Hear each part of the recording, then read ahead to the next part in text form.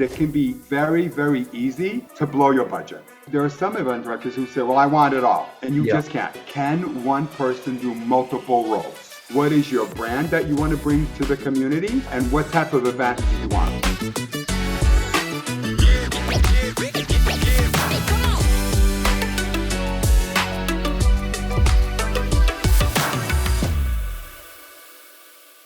This is John Lindo. We are so excited to have him with us today to talk about running events and being hired. He is an internationally acclaimed professional in West Coast swing all around the world, winning so many titles in the Open, Grand Nationals, and now he actually owns a majority of events that we see, including the Open. So I'm super excited to have John part of Elevate to be able to help all of you. So this is John. He's amazing. We love him to death. And yeah, let's go for it.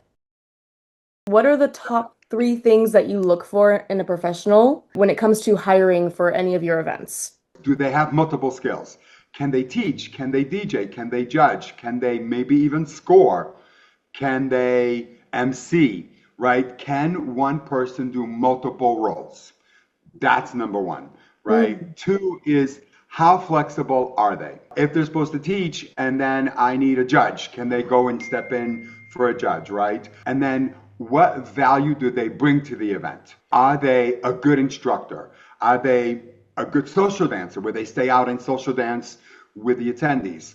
And also reputation, because event directors talk to each other. So we know who has a good reputation of being easy to work with, or who is a very drama diva who demands a lot of things, and that's the part of having a good reputation in the community, right? Are you friendly? Do you talk to people? Do you say hi to them? You don't have to be their best friend, but when you get in the elevator, do you say hi, how are you? Or do you just keep your glasses on and head down and don't talk to anybody? Those are the 3 most important things for me: is skill, reputation, and what kind of value they bring in.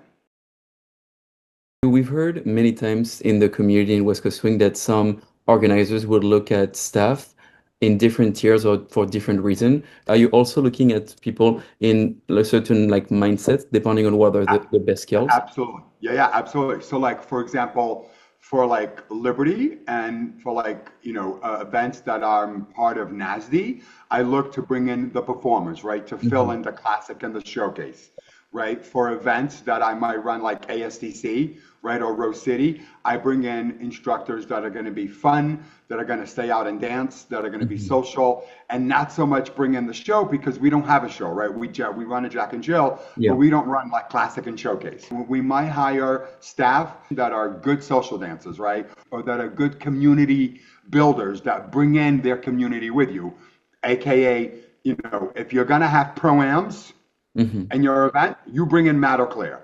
Right? The man is the beast when it comes to pro-am. So he will bring in alone 5, and that's because he's only allowed 5. Thank God, right? I mean, if we allow 10, he would do 10. You really think about, when you're an event director, what type of event are you having? But I know when I talk to other event directors, we do think about what staff are we going to cater to and bring in to accommodate our attendees and our event needs. What would be a major red flag for you to actually not hiring or rehiring somebody? I've had staff that are professionals that have been rude to my customers, have pushed my customers, have been intoxicated at my event. So for me, I come from a corporate world. So if I show up in the office high or drunk, my boss would probably send me home and I would probably lose my job. So for me, when you're on the clock, right? When you're judging, when you're teaching, you're on the clock. And if I see that you're drunk, which I've had people be intoxicated on the clock judging, I say, thank you so much. We don't need your services anymore. You can go home. Here's your paycheck, but you're done. And then those people are usually on probation for 3 years. I don't hire them, but 3 years. And then I watch other events where they're at, and I see how they're acting. And if they get better, then I bring them back, right? I give them a second chance.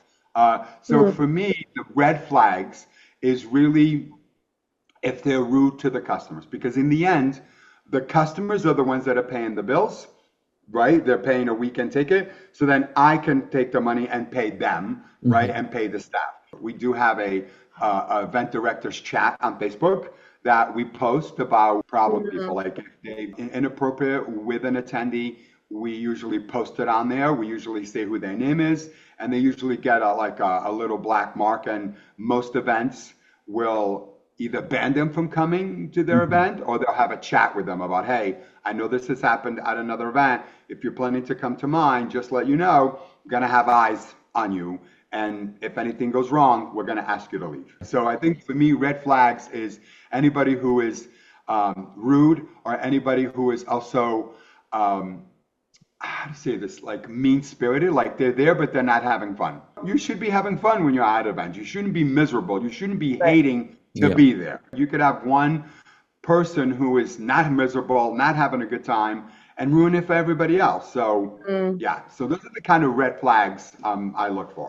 When I was an attendee at events and I wanted to switch to become professional, I had to really change even my attitude at events because now you're not just having fun, you're actually here for the customers, you're here for the organizers. It's your job, You right? represent the event Absolutely. now. Hmm.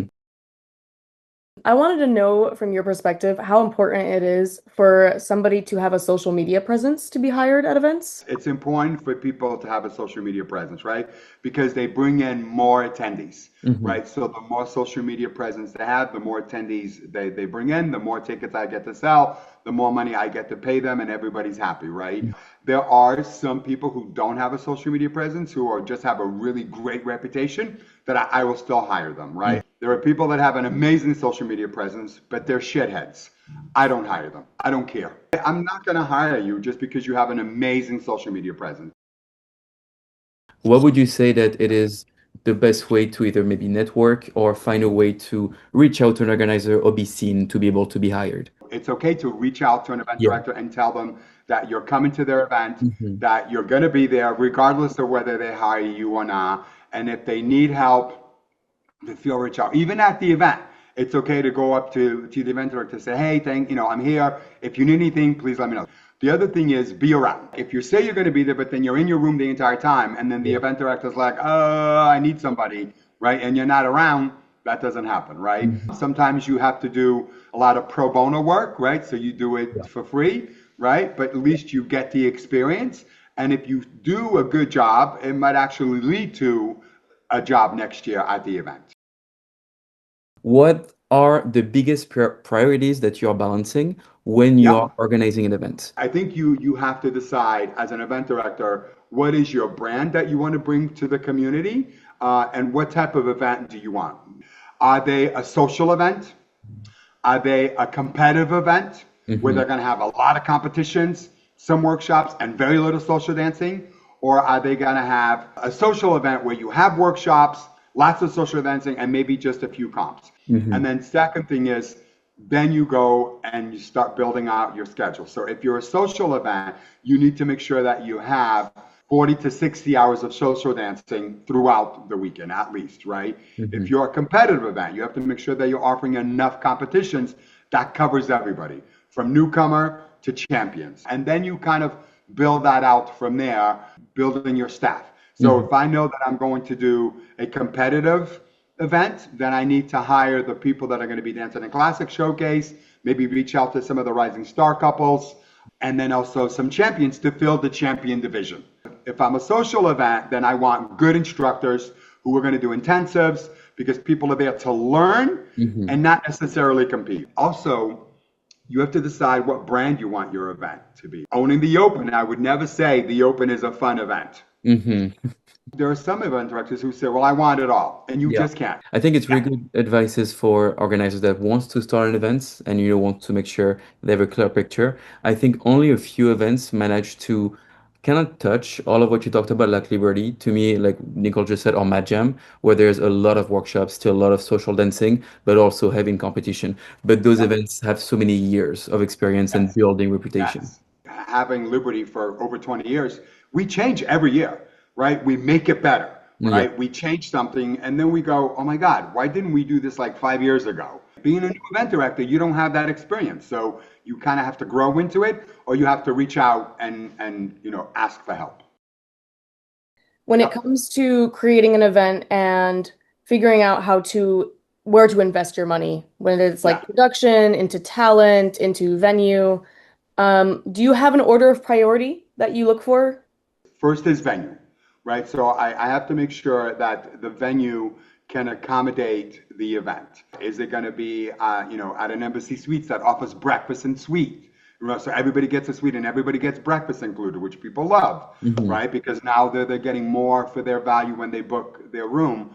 I once looked into having Liberty at the Marriott Marquis downtown New York City, and it was awesome, beautiful, but they wanted $50,000 a night for the ballroom. That's not including food or rooms. And the room, they're like, oh yeah, we can give you a special room rate of $410. This was like back 10 years ago. I'm like, I'm sorry, swing dancers are not going to pay $410 for a room. For me, venue is important because it represents the event, right? I couldn't see, having the open at a Ramada Inn. It's really great that you have a good relationship with the hotel because things are going to come up, right? And you have to make sure that you have a good relationship with the hotel where the hotel can help you fix those problems. And then I start thinking about, okay, once I have my budget and I understand what the venue is, how much my staff is now. My team and I have to tell you this, first of all, right? I have a team. I don't do this alone because it's not possible. My team and I get together and we put our dream staff. Like, this is who we want. This is who we're going to try to get. And then we reach out and say, what's your budget? And some people come back and go, this is our budget. And we're like, we can't afford that. So we're sorry, right? And so we scratch them off. I think you have to build a budget because it can be very, very easy to blow your budget. And then at the end of the weekend, you are in the red. If I'm going to lose money at running an event, I might as well just have a private party and invite people I like. The next thing I would go into is schedule. Make sure you have enough room between competitions, social dancing, dinner break. People do need to eat. And then evening dancing, showtime, right? I try very hard at events, my events at least, not to have a showtime at 2 o'clock in the morning, right? No one wants to perform at 2 o'clock in the morning. You are exhausted, you've been working all day, and now you're going to compete at 2 a.m. That is unacceptable. And then last would be marketing, right? Who are you marketing to? Are you marketing to international people, local people, people across the country? So like if I'm having Liberty, am I marketing to people in California to come to Liberty? So those are the things, venue, budget, staff, scheduling, and then marketing. Part of what I tell new event directors is that when you're an event director, you are kind of like an octopus. Even though there's tentacles going out and you may not be in charge of the contest, but you run an hour behind, they're going to blame you as the event and everything falls up. And you have to be able to take in things and just accept that things are going to go wrong, but you have to take ownership, even if you had nothing to do with it. Absolutely. I have to tell event directors, you have to have a thick skin and you have to let water run off your back. Now, luckily for me, I have a team that blocks me from that, right? My team takes all the questions, they do whatever they need to do, because over years, I've also given them the autonomy to make decisions. Somebody had such a horrible time, please offer them a free ticket for next year. The other part about being an event director is that you have to be able to let people do their job. And that sometimes is hard for some event directors because they like to micromanage. And then you have the opposite. You have event directors that are never seen, that I didn't even, like, I've been to events where I see the event director on Sunday when I get my paycheck. I'm like, were you even here?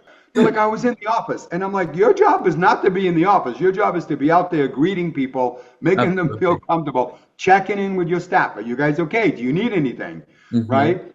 Yep. There's a healthy balance to the two. What is very important, in my opinion, from an instructor or someone that is being hired, but also the organizer, is communication. It is so valuable because the trust relation, like the relationship, the work relationship, is so clear that it is so easy.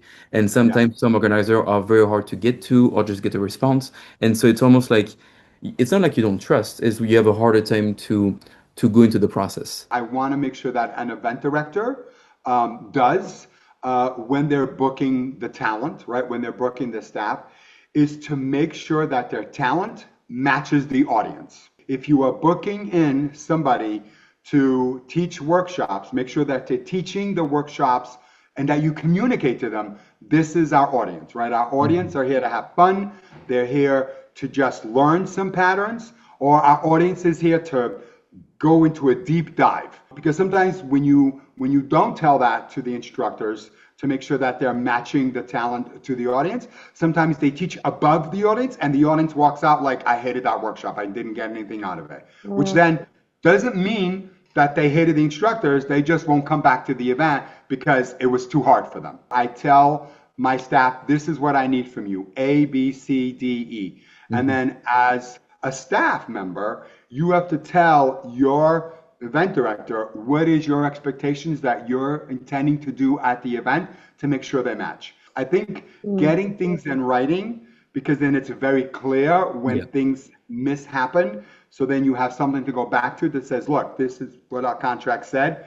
It's good for you to have that kind of working relationship, both between the event director and the professional, to make sure that you get what you want in your contracts, right? I think setting expectations and letting them know what you should be getting paid for and when you want to get paid for. In Europe, they have to wire you the money, right? So you don't get paid on Sunday, right? So that's something, an expectation that an event director should tell the pro. Hey, you're coming to the event, but you're going to get paid 2 days later. Setting clear expectations for both an event director and professional is really critical. And it's really just more about making sure that you're honest and open dialogue with each other. Absolutely. That's great. All very good information. It makes me so excited for Elevate and to hear even more that when we share knowledge, it just makes us better as a community. And I feel like it's a community versus being an individual person trying to fight against everybody, right? John, thank you so much. That was so much information, so valuable. We learned a lot, and we're excited to even hear all of what you have to say at Elevate. So everyone, make sure to join. We're super excited to have John part of the mentor panel. Are you excited? I'm so excited. You guys do not want to miss this. It's going to be amazing. Again, he mentioned it. It's the first time that this is happening in our community. So that's really special, and we're very excited to discover it all together. Yeah. See you all at Elevate.